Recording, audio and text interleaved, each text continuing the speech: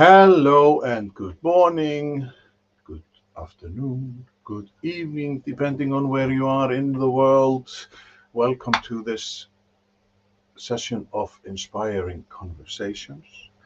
And let's go through why inspiring conversations are here. It's all about creating conversations that really matter.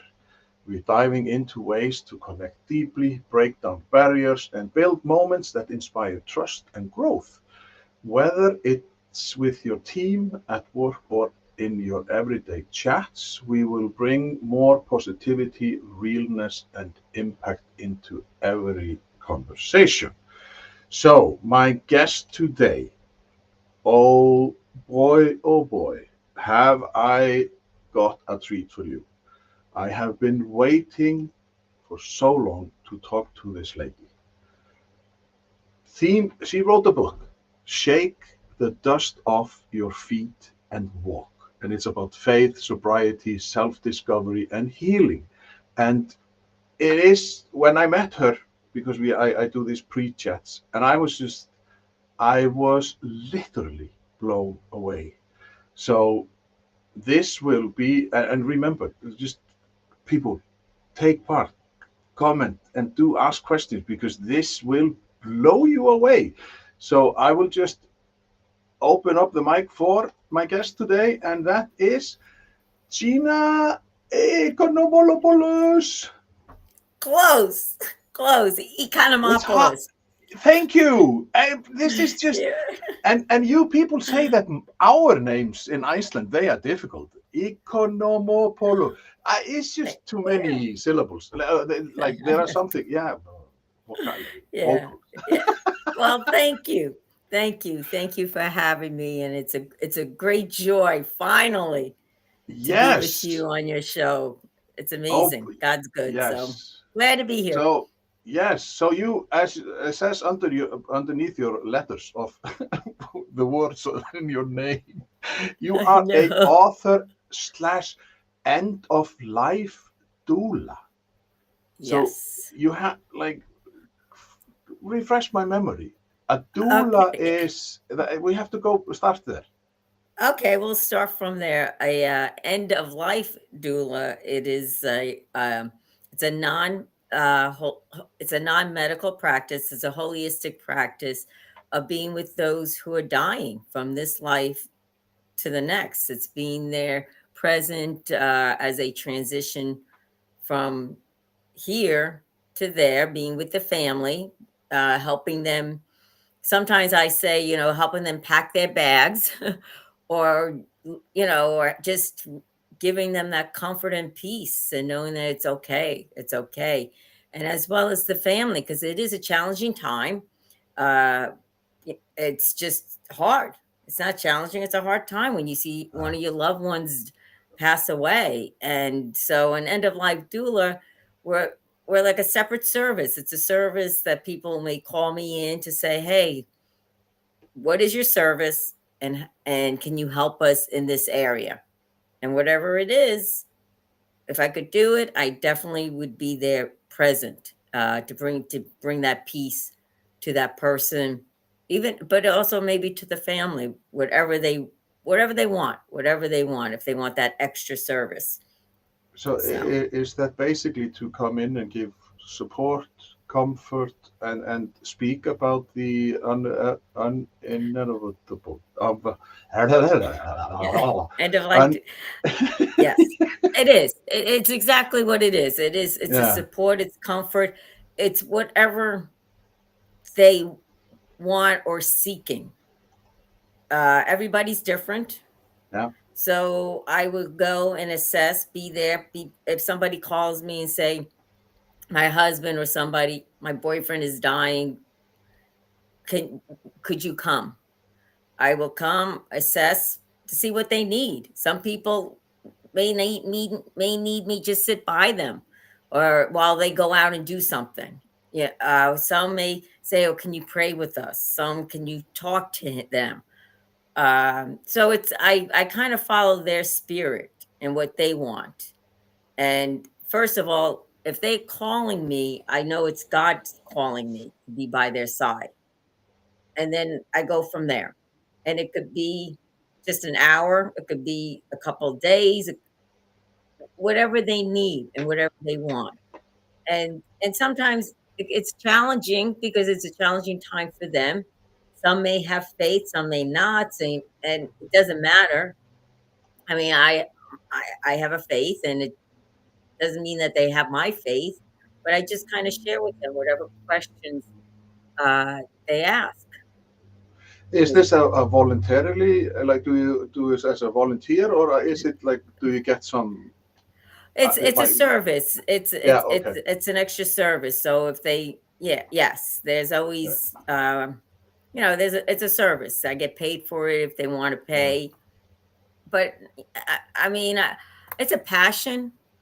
yeah, I mean, believe it or not, it's a gift. And it's a passion for me to be with those who are dying. I love it.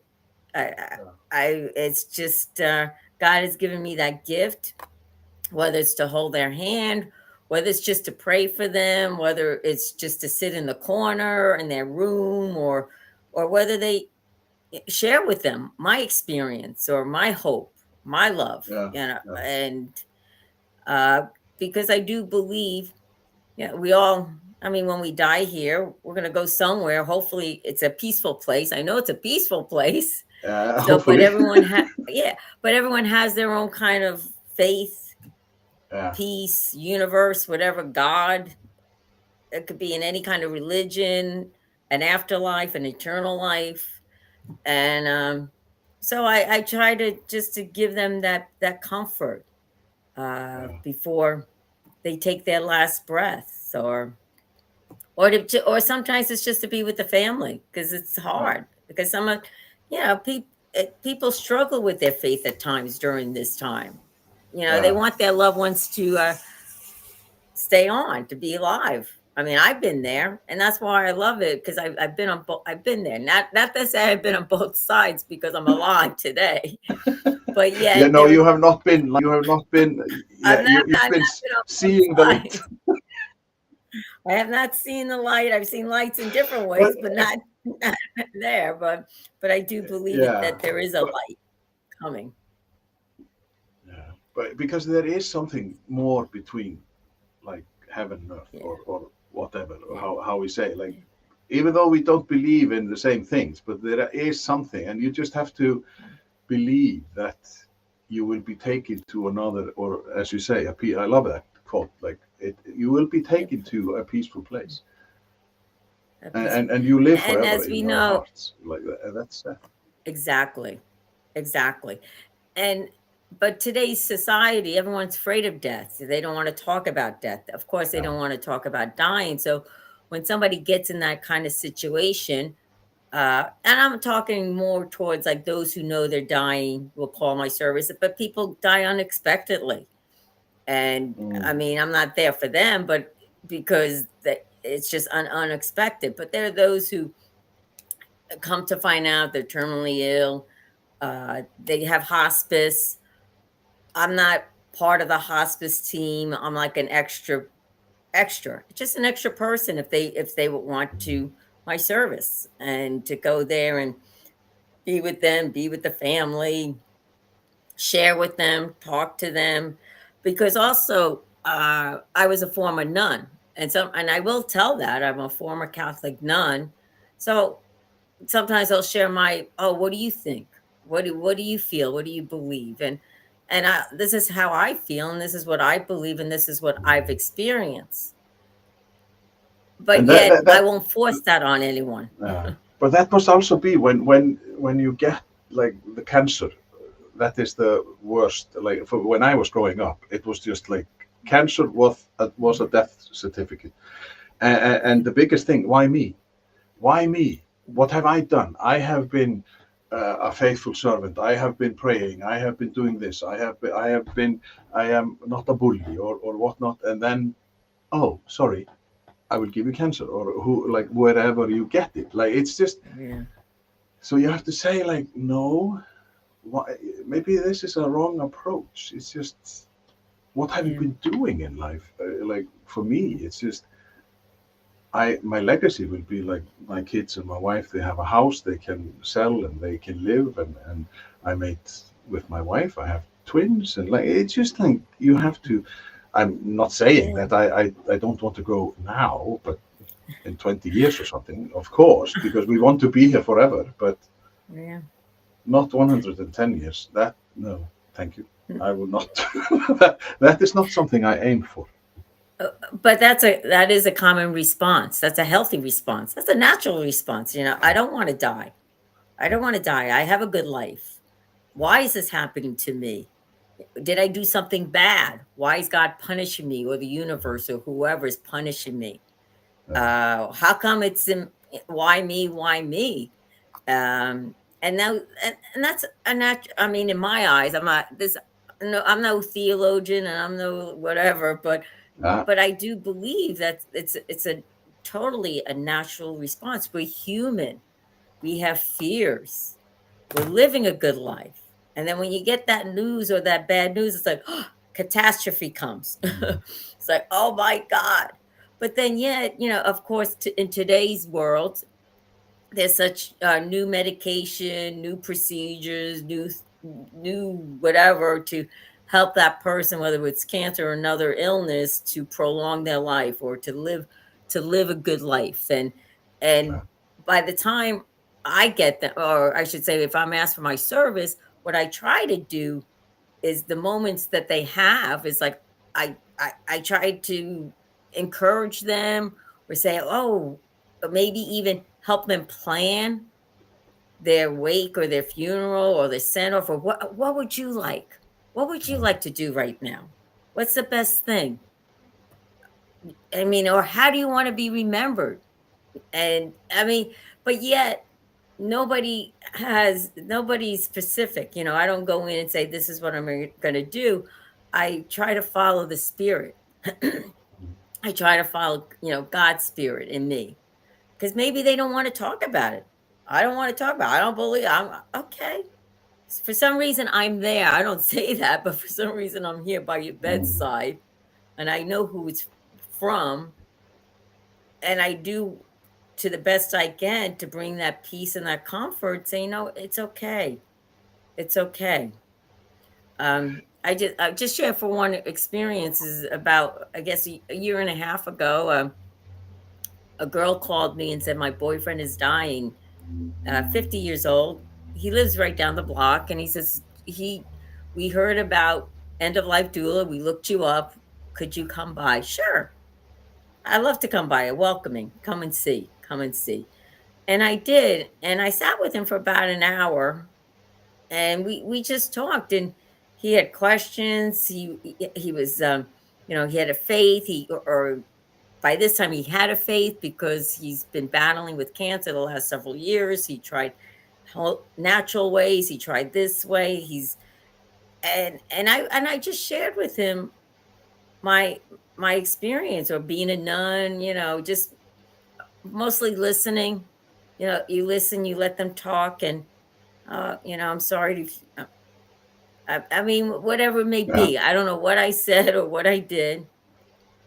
And then he said, oh, he goes, my girlfriend will call you. Can you come back again? I was like, yeah, sure. I don't push myself on. I don't say, okay. I said, I'll be more than happy to come back. And of course, as I was leaving, I'm like, oh, this could be great. I got a new friend here and I didn't hear from her that next day, which of course I thought, right now, but the day after, she texts me and she says, "Oh, Gina," she says, "just to let you know, Michael passed away yesterday, and I know your peaceful presence truly helped him." And that brings to okay, I did that. It is I mean, just so strong. It is a good medicine for the heart. This is a yeah. fantastic story. Yes. And that, So yeah, I never know. I never yeah, know if people, I mean, and then sometimes people will call me, or I'll know friends, or friends saying somebody's in hospice, somebody's dying. They may not ask for my personal service to say, let's come. But I just put my presence in them. I pray. yeah. I'm like, okay, yeah, or they'll pray, and to me, I'm using my end of life doula. You know what I'm saying? To Yeah, me, yeah, I'm yeah, I'm I'm yeah, using my gift and my passion, whether I'm there or not, because to me, heaven yeah. is a veil away. Like heaven is like right here. For me, I'm close to the beach. That's where heaven and earth meet. So Hmm. when I want to visit all my friends in heaven, I go to the beach and like, okay, you're here, everyone, and start talking to them or wherever, finding that, and there's always that peace. Of course, heaven is within my heart. And God uses me today, and however He sees fit to help His children or the universe. I'm not, or Hmm. Buddha, whoever, to bring peace. It's just Yeah. peace and love, because We with need to peace there's breathe. love. Yeah. We need to Yeah. breathe, take it slow. And that brings us to, because when we met first time, like you wrote this book, Shake the Dust Off Your Feet and Walk. And I was just like, okay, hmm. And it's about faith, sobriety, self discovery, and healing.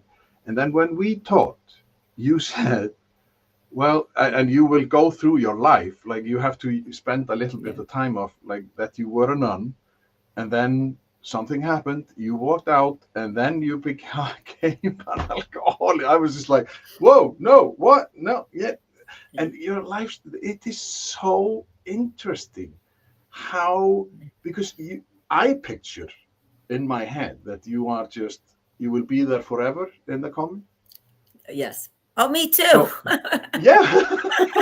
So I maybe thought if so you too. just, and I'm just, people, if you're listening and watching, like, ask questions, because you will be blown away. And it's just, Yeah. this is such an interesting story. So if you can just begin, like, I, when you were young, like, why did you go to convent? Is it because of your, like, yeah. you're not Yeah. you are an Italian Greek? No, well, how was it? That's right. I'm Italian and Greek, half Italian Yes. and half Greek, raised Catholic. Yep. That's Yeah. who I So you were am. like, so it's not like the Catholic and the Greek Orthodox, like, so you That's have not been like, no, no, no. But yet, my mother, we would always celebrate Greek Easter and the Greek holidays, because on my dad's side was all Greek, on my mom's side was all Italian. But when they came together, my dad came in the Catholic Church and raised all of us 8 kids in the Catholic Church. So I'm a Catholic. I'm Greek and Italian. I can't change that now today. eight, 8, yes, eight. one of 8. What, but wait a I'm minute. one of And 8 children. okay, yes. So well, I think, yeah. When you're talking about the Greek Eastern and stuff, I thought just like, oh, she got the best of both foods. Amen. I Amen. I started did. thinking about I food. Yeah, that's it. With the Italians is food and Greeks are food. So how can you not think of Yes. food? Uh, So but so yeah, I was raised. how did you end? Yeah. Had Sorry. How you were raised? No, no, no. Sorry, no, no, no, no. That's what my book is about. My book is my memoir, so it goes from the beginning to the end. And just to share with you, yes, I was raised Catholic. Went through high school, went to college. In college, I stepped away from God. I stepped away from the church because I was in the party scene, in the alcohol scene, and that's where I did a lot of my heavy drinking. I You was were a living pool life, shark.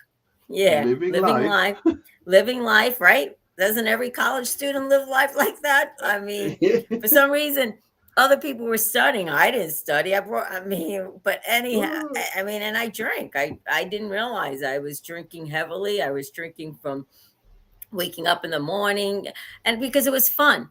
I wanted to be Yeah. fun. And I was seeking for that attention, for that love, and for that acceptance. So I thought alcohol, bar scene, guys will fulfill what I've been missing my whole life inside me. Like it was like I was soul searching, one would say. Hmm. So here I graduated from college, got a social work degree. Yes, I go to live with my parents. And now my parents had retired and had moved to Pennsylvania. So I went to go live with them, start off, get a social work degree, I didn't find my man in college, so now I got to find my man. So where do I go find my man? I become a bartender. So I'm thinking, yes, I'm going to bartend, And I'm like, yeah, this is it, because I do have a personality plus, as you could see. I'm Italian, using, like, yeah, yeah, Oh, yeah, you are Italian Greek. Then like, I'm whoa. Italian and Greek with my hands. And then I was bartending. This is great. I'm helping. I'm a social work at the same time. I'm serving. I'm around alcohol, and I'm around that party scene. And then, but during that time, my mom, speaking of cancer earlier, my mom back in 92 or 91 was diagnosed with cancer, and she was given 4 to 6 months to live, terminally ill. And that's where my one part of my journey began. That's where the beginning, the initial journey began. When I found out my mom had bone cancer, I was like, what is that? Okay, she could be healed. And the doctor's like, no, it's already in her bone. So my dad and I were home. I happened to be at home to take care of her. All my other siblings are out of the house. Either they're Yeah. married, and the youngest one went to college, because my mom had my youngest brother when she was 49 years old. So, now my mom's in her 60s. Stephen just graduated from high school, going to college, and he and mom is diagnosed. And it put my life on hold, because as as a person in my heart, I Yeah. took care of my mom. I love my mom.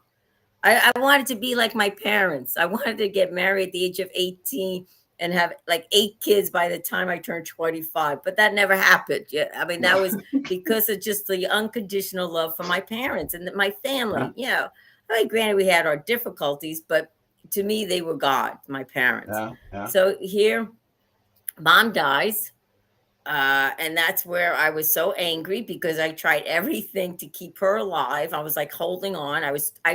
I started praying again. Yes, prayers will work. I started going back to church, going back to mass. Yes, yes, God, please, I want my mom. 23 years old. And then, after she died, we had the wake and everything, and everybody said she's in heaven. I'm like, what's heaven? Heard of heaven, of course, through catechism and the church, going to mass in the previous years, but not knowing what heaven is at. She's with God. Who's God? She's not with me. I mean, Yeah. Yeah. this is Yeah. the attitude I was taking. This is how I felt at the time, because I didn't have a relationship with God. My relationship was like with the alcohol and try to find my scene, trying to fill that void in me from other things. So I started, I went back to the church again after my mom died, and I just said this, whether it was a prayer or not, I just said, hey, God, my mom is with you. I don't want to talk to you, so get out, and I want to talk to my mom. So for a good many years, not years, but at least many months, I just was talking to mom, crying, just searching. I was searching, where are you, mom? Where are you?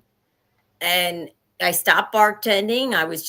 And then all of a sudden one day, uh, I I found I found God. I found the resurrection. I found Jesus. I went back to my Catholic roots, to Christianity, like Easter. Yeah, yeah. And it was through the death of my mom that I found, like, my heart opened up at that moment. Said, "Oh my God, I'm a Jesus lover," like Jesus, Jesus. And then in that, instead of like nurturing it, I joined the convent, because I'm like, this is what I'm supposed to be. It's like I was searching. I was searching to find somewhere where I belong. So here, I found God, and I found this community of the Franciscans down in the South Bronx. And I'm like, this is it, because I saw the Franciscan sisters and friars. It's a both male and female order, and I saw, and this is now back in the mid '90s, and I saw these young people having fun and loving God. Okay, I could do that. And I did. I had joined them in 1997. I lived a life of poverty, chastity, and obedience. And I thought this was it, because I forget, everybody loved me. You know what I'm saying? Like, I had a personality plus. Even as a little girl, Gina, I was named after Gina Lollobrigida, a famous star. So everyone called me Yeah. little Gina Lollobrigida. I had a smile that, like, no matter what kind of pain I am, or If I, whatever feelings I had inside me, it didn't matter because I had a great smile. Everyone's like, oh, um, also, throughout my childhood, I had a lot of medical problems, which I never said I was hurt. I just kept smiling, saying, Uh, okay, it's happened to me. It's happened to me. And even with my mom, it's happening to me. I'm at home taking care of her, and I was with her at the moment of her death, but I didn't have any faith or hope or love. So, I mean, it was hell, pure hell. But then, like I said, I had went on this journey, and I found Jesus again, and I joined the convent. I'm like, yeah, this is it.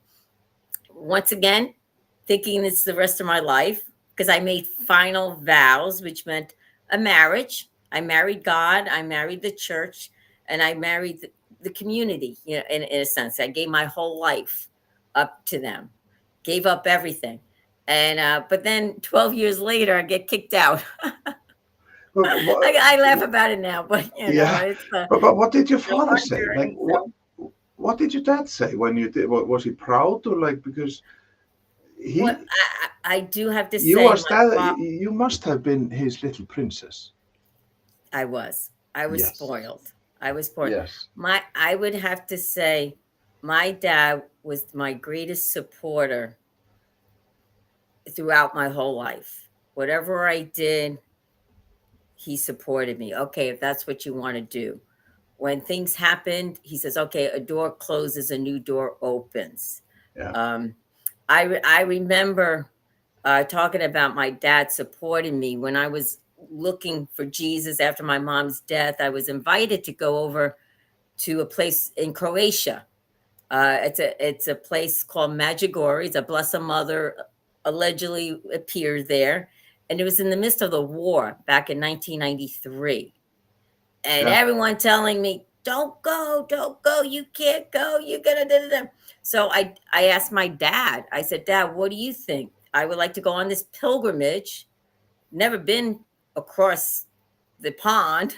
Yeah, uh, I was a friend that I really didn't know. She became my friend, and she was going to Italy and this place in Croatia.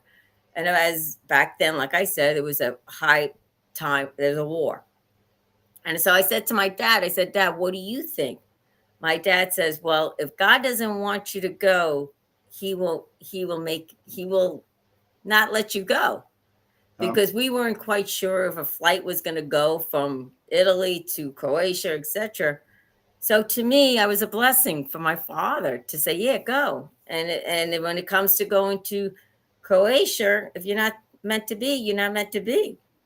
Well, we were meant to be. We went there. We did. We flew in and everything, and that was an experience in itself. But I just point that out with my father. It was like, okay, my father's blessing, and he did. When I went into the convent, when I left the convent, like he was always there for me. And yeah, yet, of yeah. course, as a father, he worried about me because I left the convent when I was in my 40s, and I didn't know anything about life because I lived an austere life. I didn't know anything about computers, phones, anything like that.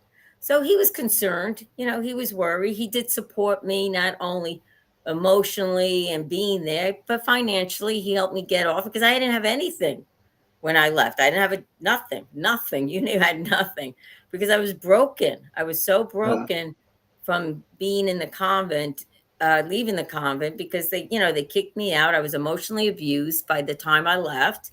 I didn't realize it then.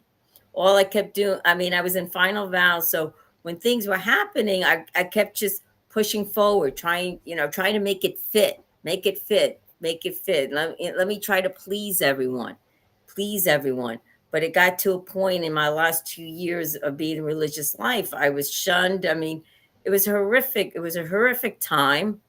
Um, I just was kicked out, sent out. I mean, and this is all in my story, so I'm not like hiding anything. I could share a lot more, in one way, but this is in my book of my experience of but, being but, but the joys and the yeah, sorrows and the sufferings and leaving.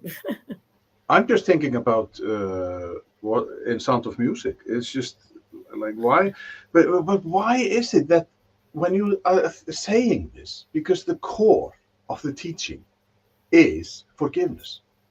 Yeah. Why is it that maybe like this is me talking?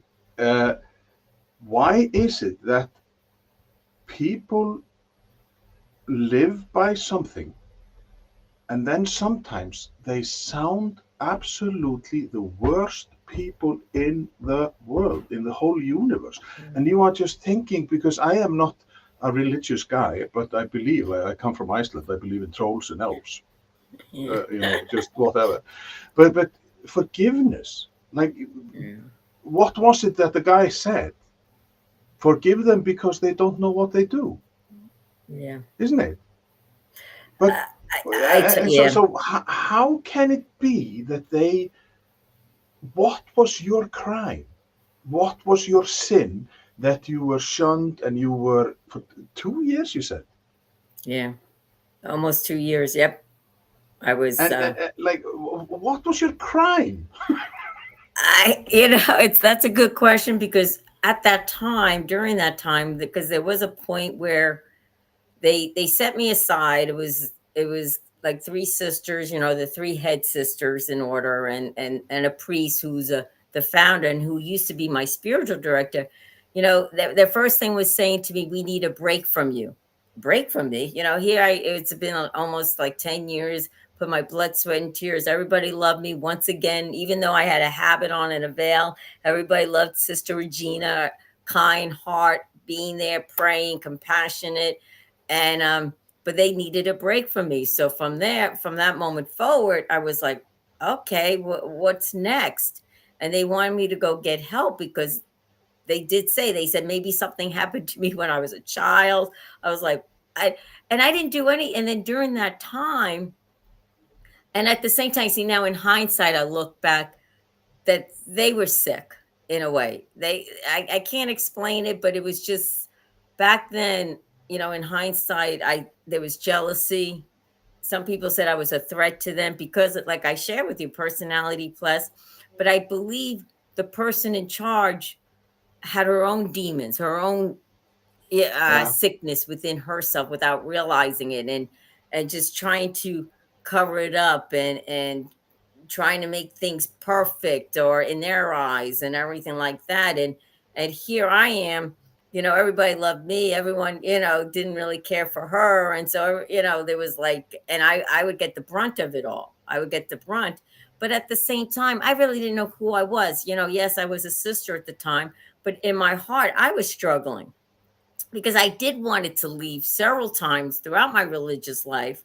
And I would approach the head sister as well as my spiritual director, and they're like, "Oh no, you belong here. You belong here." I'm like, "I do." I mean, Uh-huh. yeah, and I believed them because I felt that was coming from God under obedience. Like, who am I? I was still like fragile. I don't know what the word is, kind of wounded still. I wasn't really I wasn't really I mean, I had my faith, but I wasn't like strong in my faith and who I was. And so it was like a journey for me. And then when all that stuff happened, trust me, I was stunned. I was shocked. And I would tell people, I would say, why is this happening? And this community that I was in is a very well known Catholic community, very well known priests that would preach very well loved and well known. So, in other words, it's like, oh, we can't say anything because we don't want anything negative to go against them. Uh-huh. I mean, a priest, I would tell they would see what was going on with me, and the priest would say, "Oh, we need to brush it under the rug. We can't," and things like that. And here, Yeah. I was just so insecure with myself. I was like, "I'm in fine. What do I do? What do I do?" And I've also was told when God calls you, because it's a vocation to be a sister of religious life, to give you life. He's not gonna stop calling you, I Hmm. mean, and so that was I was so, maybe immature in my thinking and everything because and then I remember a priest. I said to a priest, and I was crying and just saying, "I don't understand why is this happening? Why is this?" And they said, "Remember, original sin. We're all sinners, Like here, I'm thinking that they're the best, putting them up on a pedestal, but realizing through all that." that we're all human, and we have our defects, and some of the defect. I really, it was really an experience that a dark time for me. But yet I just kept, I just kept saying, okay, God, what do you want? What do you want? You want me to suffer for you? Because, we'll learn, we're supposed to suffer, right? Take Mm-hmm. our Mm-hmm. cross. Oh my God, this is it, but I wasn't happy. I was not peaceful. I was not, I was just in so much pain, and I couldn't understand why am I carrying a cross where I was going, instead of like getting some burden, when you carry your cross, your burden is light. My burden just kept going deeper and deeper, that finally, after doing what they asked of me, I did go away. I went to a therapeutical place for religious. Okay, I went there and I was like, wow, I had a change of mind, negative thinking. I didn't realize about how your mind could change, assuming and all this. And like, I was like, oh, I got to change my thinking of mind, So I come back with a little more spirit, but they didn't really receive me. And then I went away again to free my heart, because the heart is different than your mind. So Mm-hmm. I was on this this retreat, a silent retreat. So it's just you and God and whoever. And I ended up being in silence for 7 months, in silence, talking to God. I'm still a nun, still figuring out. And then I kind of had a more of a breakthrough, saying, wow, there's peace in my heart. It's, this is it. And yes, not only they were wrong, I was wrong, like this forgiveness, learning to forgive, forgiving what they did. And okay, I'm starting new. And I had tasted a new freedom during that time, and a new peace, that when I went back to the community, because I'm in final vows, they really at that point couldn't kick me out. They're trying, I go back and I wanted to share with them, look what I received. I want you to receive it. This is what I, but they didn't receive, and things were happening. My peace, I was losing my peace. And this time I have a different priest, and he says, he says, they're crushing your personality. They're crushing you. And then there was a day came that, it's as they kept telling me, you belong. This one day, the sister says, "Oh, we think you don't belong here anymore." What? And at this point, I was just like, okay, I'll leave. And it took a lot, because I was a well-known, well-loved priest, not priest, nun. None, none. Yeah. was a I was on TV. People wanted me. I was all traveling the world, Sister Regina, because I was known as a bartender, pool shark, nun. Like, oh, let's hear her story. And then they left, so I didn't know who I was when they kicked me out.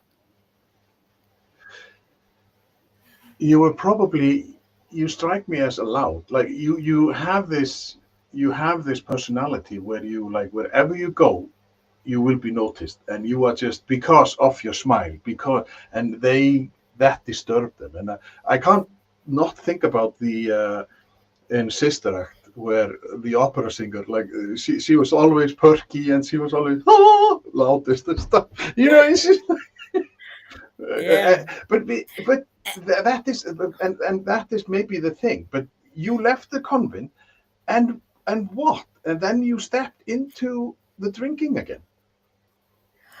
Yeah, yes, but incognito. I mean, I after Well, the of course. when I left, yeah, when I left the convent, I went to go live with men and women with disabilities, because, like I said, I'm 42 years old. I didn't know anything about life. So I decided, somebody asked me, would you like to come and be a den mother, or, a mother to these adults with disability, autism, Down syndrome? And I'm like, yeah, sure. Because Yeah, I yeah, didn't, yeah, at this point, I'm just moving. I didn't know what to do. I yeah, was so yeah. crushed. I didn't know who I was. Why did God reject me? Why did this community that is well known and well loved, who loved me, but they would say they still love me, but they didn't treat any love towards me. And uh and when the sad to say is that there were many friars, that, I mean, people saw what was going on, but nobody wanted to say anything. And then also, in hindsight, there were many sisters that had experienced the mistreatment, that I was present there. I was around, but they only stayed for about a year, 2 years, three the most, because they said this community is dysfunctional, and they moved on. It took me 12 years to realize it was a real dysfunctional community, but yet that's how it was supposed to be. So here I'm living with men with disabilities. I'm so broken. They brought life back into my soul, my heart. Down Hmm. syndrome, hugging, and everything like that. And Yeah. then being there for 2 years, I was tired of serving. I was tired of being a den. I was just tired. I was just tired of being for others. So I did what Gina wanted to do, and she came to the beach here. And then when she came back to the beach here, I had, I found an apartment. My dad was still alive, so he did help me with everything. And once again, he was like, okay, you didn't make, he wasn't anything negative about the community. He did see, he says, okay, he says, just one door closes, another door opens. You just got to keep putting one foot in front of the other. And that's in a way I did, and he did, like I said, help me.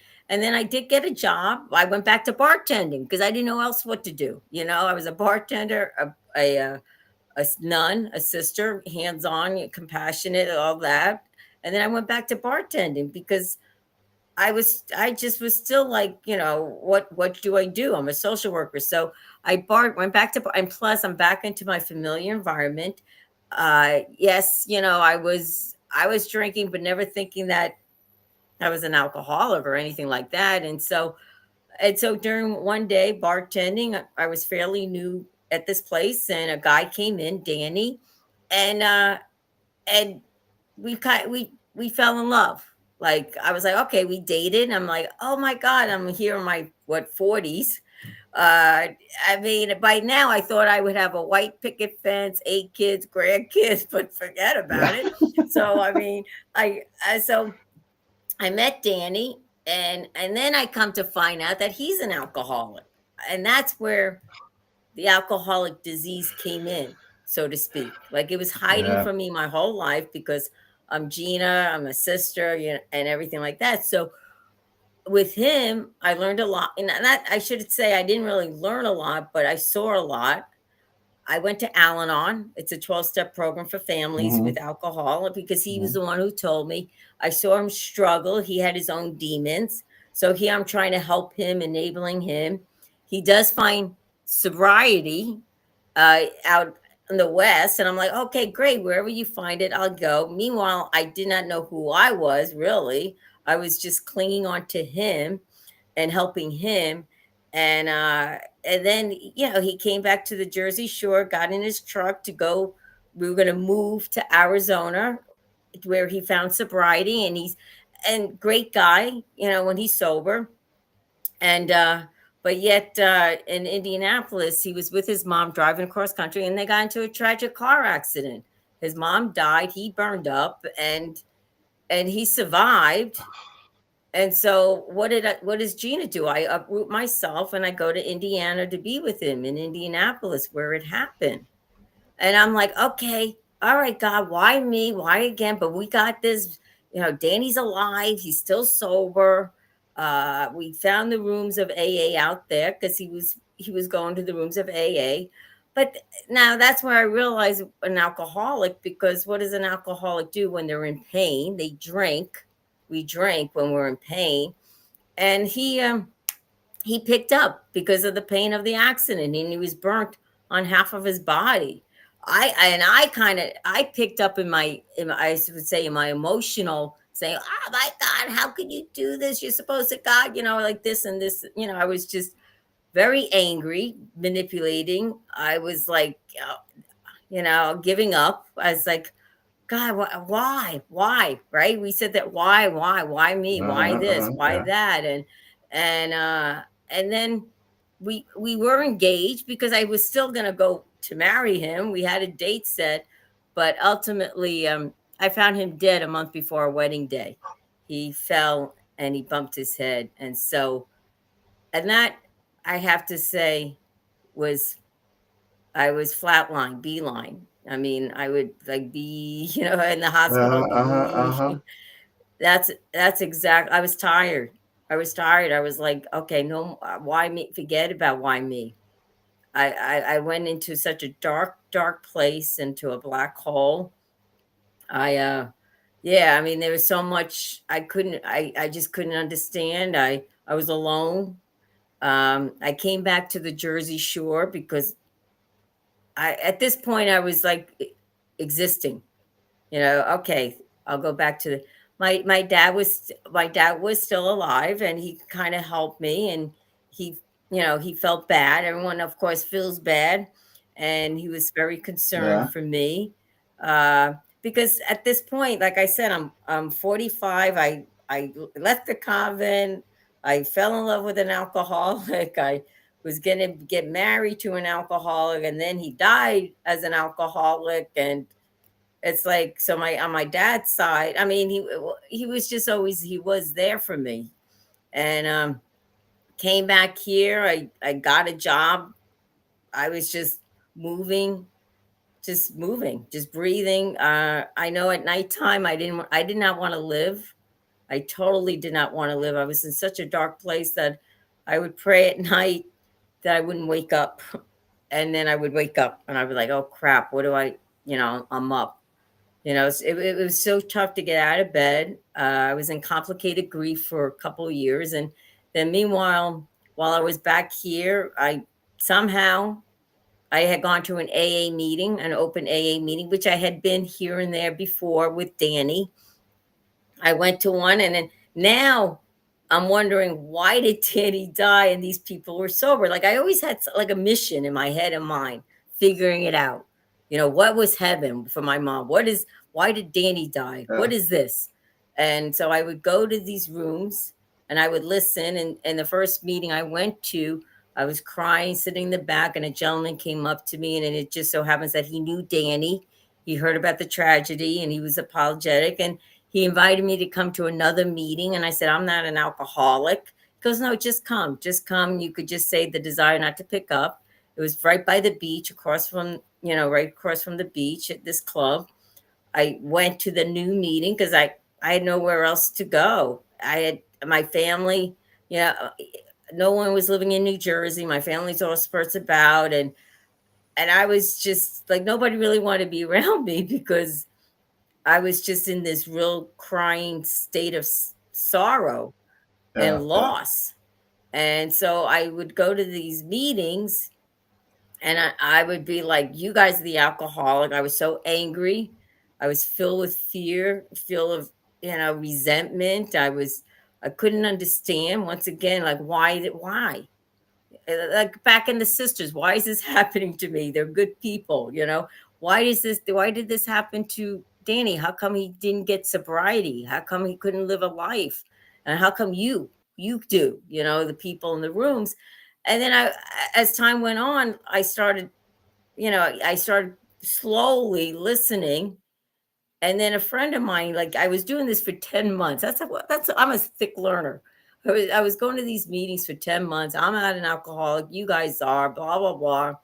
And then I started talking a little bit about Danny, my situation. It's all Danny. Why is Danny dead and you guys are alive? And then a friend came to me, and the key question she asked me, she took me aside and she said to me, Gina, you come here every day.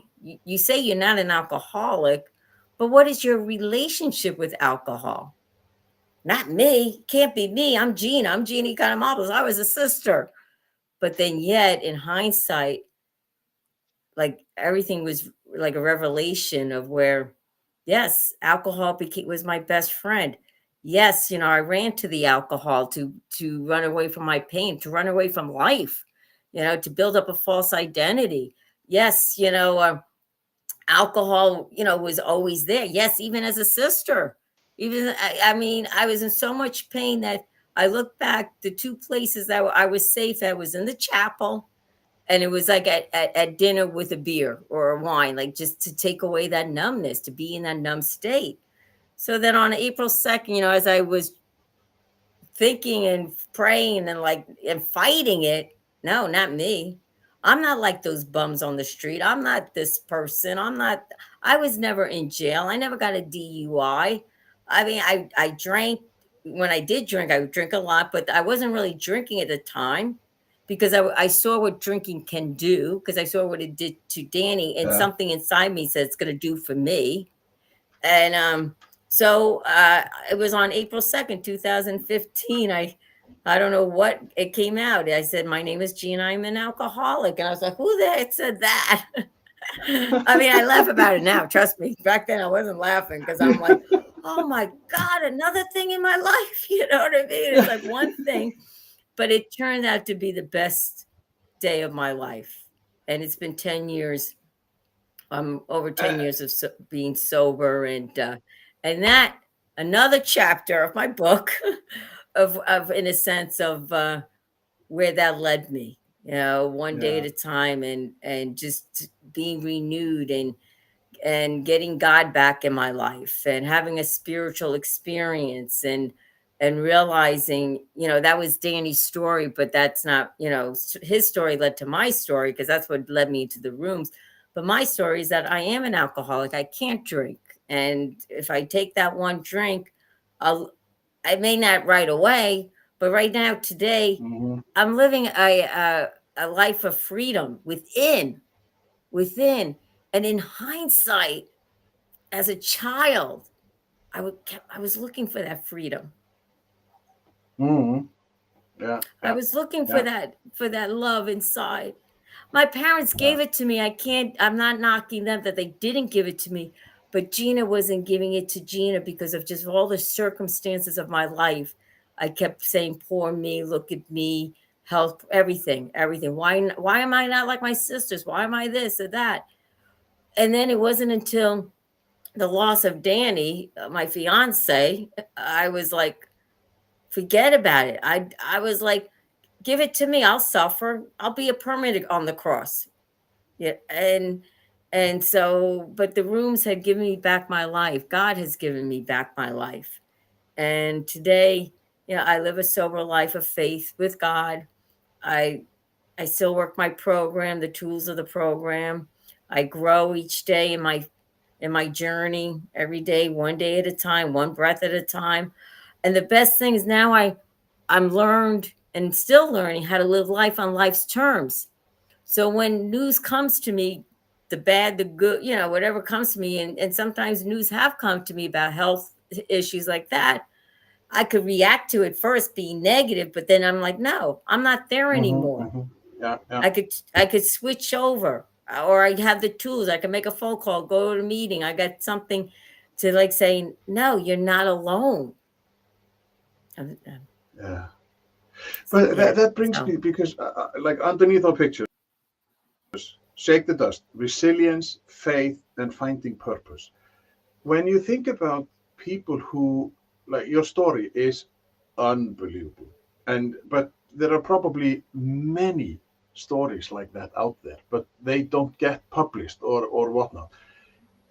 Because why is it that a 6-year-old dies of a cancer, or why, like, and then I would love to believe that, okay, that person did has done what he was supposed to do, or she was supposed to do, or whatnot. Like Danny, he was your guiding, and then when he died, then he had taught, like, whatever, like how we visualize. But in my mind, hearing you telling this story, I am just, why aren't you dead? I know.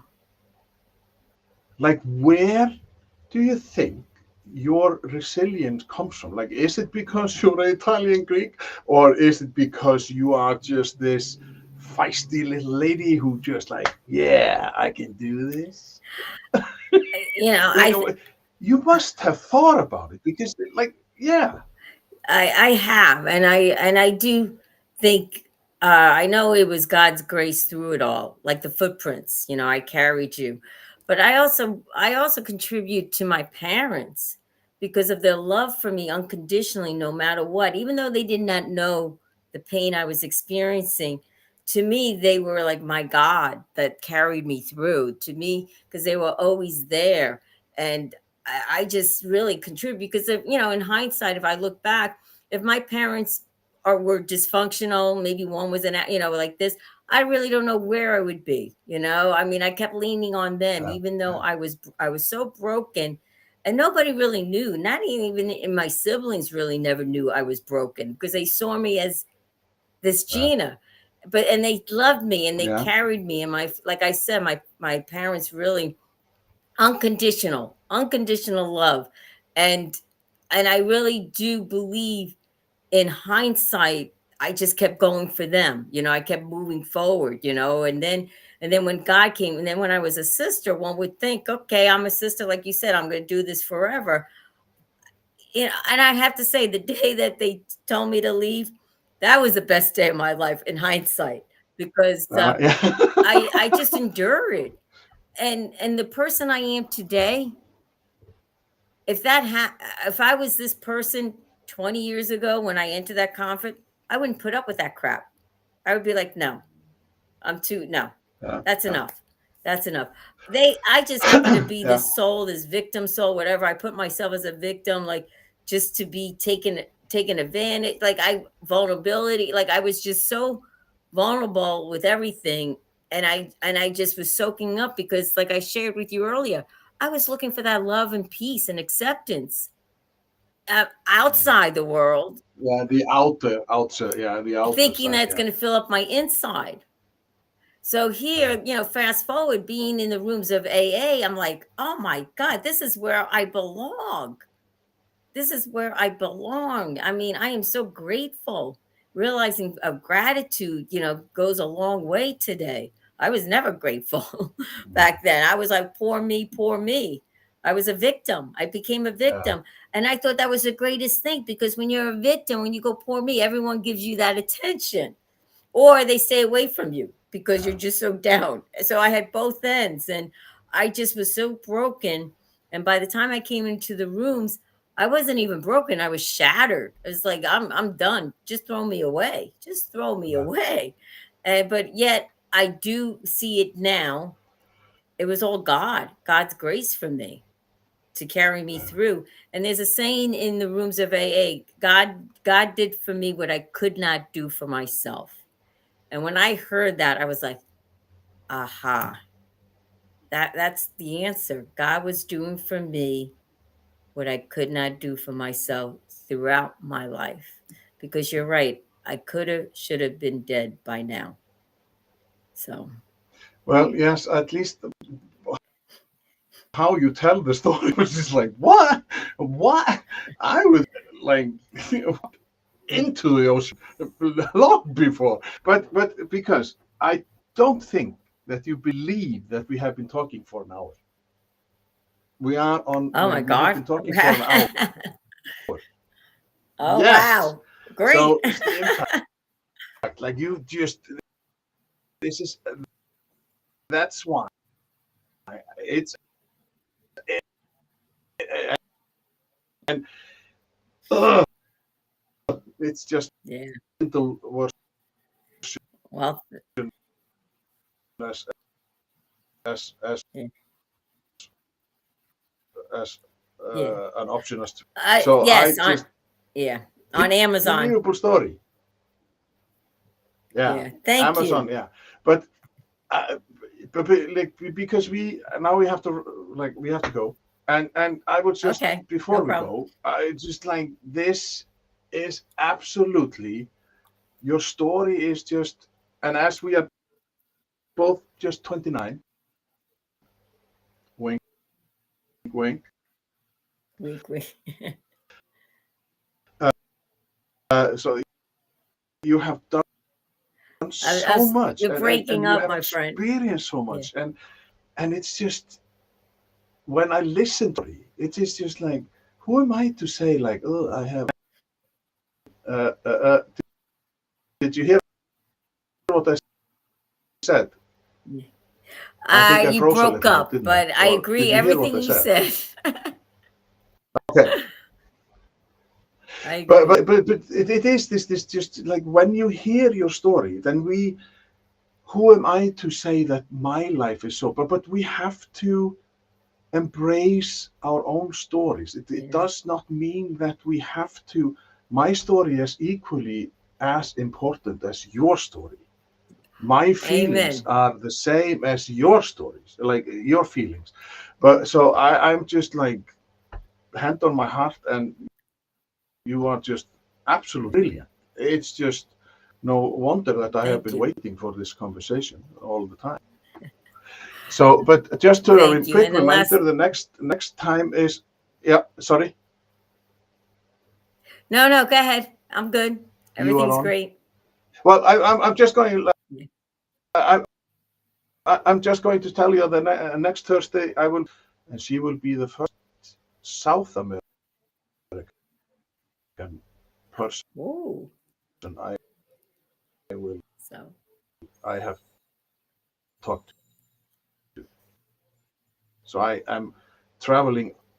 It will be around the same time next week. So, sounds good. Thank but you. any last words Well, that's um from yeah, just to say, do not give up, do a not be discouraged. great If nobody told you that they love you, I lady? do. God's peace.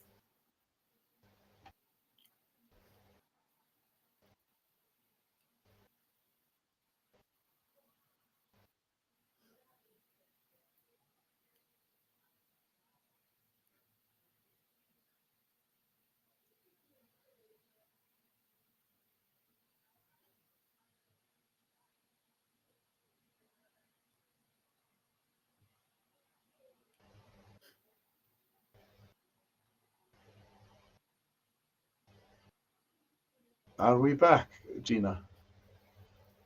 Thank you. Bye bye.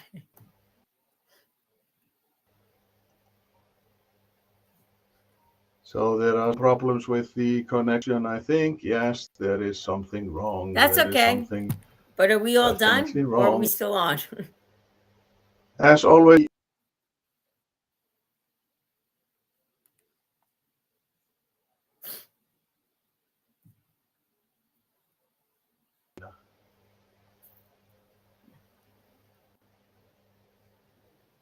well, be curious, be interested, and be inspired. And you will can find Gina on her website, Gina Econ. That's Econ. good. Yep. Yep. Perfect. And yes, and then you can find Gina on Instagram and Facebook. That's There right. is, aren't you? And threads. And then I hope you have been inspired by this. Just let's finish by you are absolutely the best. Is there anything you want to say? Thank Because you. you were, I think you were going to say something when I started to fade off. Yeah. No, I just thank you for your service and to all the listeners not to give up, do not be discouraged. And if nobody told you that they love you today, I do. So that's it. Great finishing. Yes, thank you, thank you, thank you. This is brilliant.